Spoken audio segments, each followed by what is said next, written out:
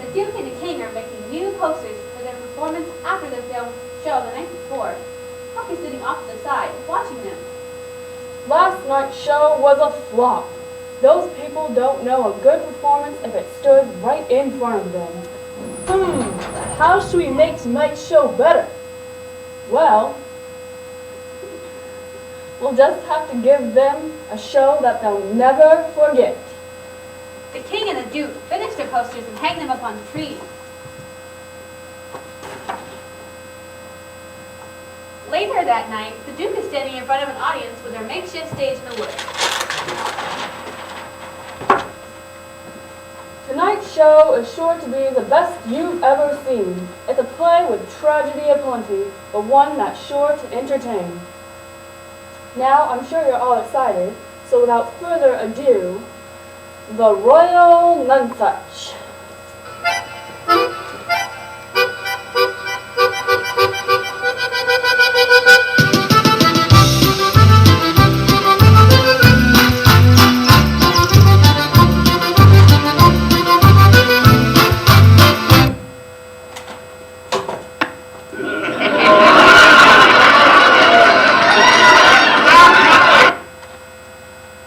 I would like to thank you all for coming today. The show will be performing for 2 more days because we are very busy with shows back in England. Wait, that's all? Yes, that's it. Thank you, everyone. Wait, before we leave, we need to make sure that we aren't laughed at by the others for being fools. We should tell them the performance was the best ever. That way they can be tricked too. Yeah, let's do it! The crowd leaves. Next day, before the show, the Duke, King, and Huck are sitting around talking. I've been around town today, and I've heard people say that this is a great play. Good. It is all going according to plan. We'll make even more money tonight. Later that night, a new crowd comes in. Tonight's show is sure to be the best you've ever seen. It's a play with tragedy aplenty, but one that's sure to entertain. Yesterday was a big success. Now, I'm sure you're all excited. So, without further ado, the Royal Nunsuch.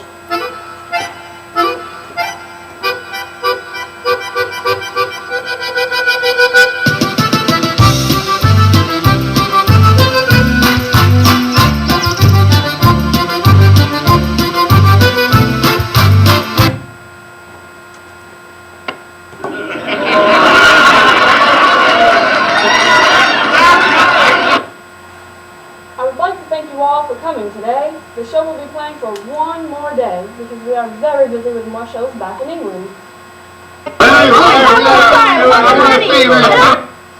Wait, that's all? Yes, that's all. Thank you, everyone, for coming tonight. The last night of the show is jam-packed with the people from the 2 previous night shows. The Duke, King, and Huck are all backstage.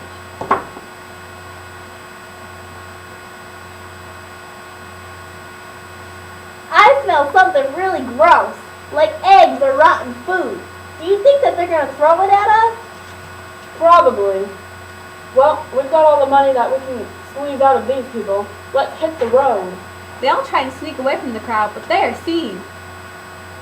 There they are! Get them! The crowd throws things at the group. One person manages to catch them and take the money that they tricked from the townspeople. Then the 3 escape from the angry crowd.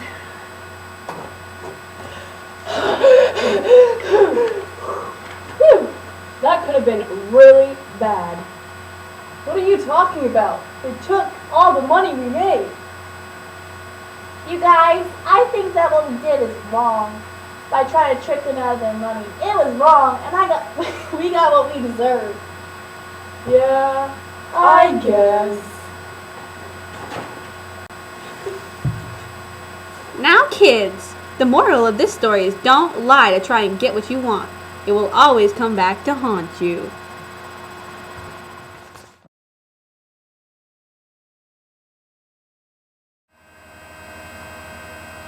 The group of boys have met up in town and unhitched a skiff. They rowed the skiff down the river a couple miles until they reached the shore by the hillside.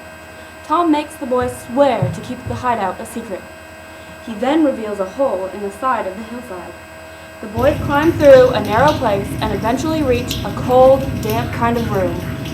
Now, we'll start this band of robbers and call it Tom Sawyer's Gang. Everybody that wants to join has got to keep his promise and write his name in marker.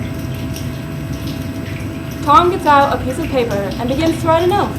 When the oath is completed, he reads it to the boys. Every boy must stick to the band and never tell any of our secrets. If anybody does anything wrong, they will be in big trouble with their family. Beautiful. Awesome. I love it. But, what about Huck Finn? He ain't got no family.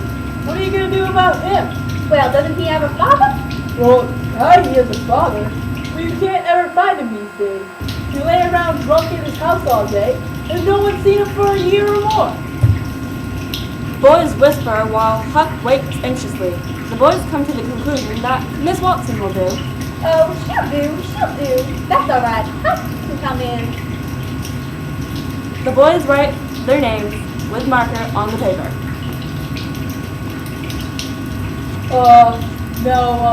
What's the purpose of this game? Nothing but robbing and bullying people. But, who are we robbing? Houses, cattle, or... Stop! Your paddling stuff isn't robbery. It's burglary.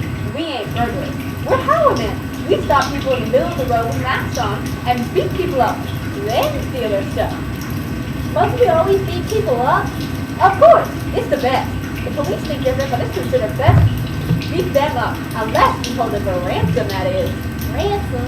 What's that? I don't know. But that's the way they do it. I've seen it in books, so it's what we get to do. But, how can we do it if we don't know what it is? I don't know. But gosh darn, we've got to do it because it's in the book. And what it says in the book is always right. Oh, I understand that, Tom. But how in the world are these fellows going to be ransomed if we don't know how to do it or even what it is? I think it's when we keep them in our cave until they die. Now that's more like it. Why couldn't you have said that before? Well, if that's the way, I agree. But mighty soon we'll have a cave full of men and women waiting to be ransomed, and we'll have no room for robbers. Well, go ahead. I ain't got nothing to say.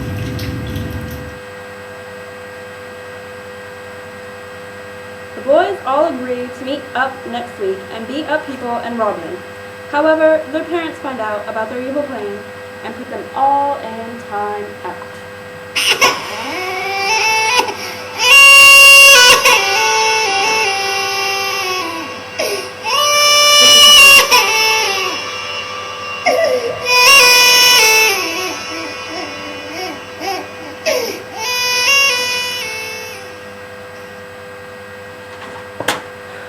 The boys never got to rob or beat up anybody, and even worse, they never had another gang meeting again. Moral of the story is that it is never acceptable to steal other people's belongings or bully them.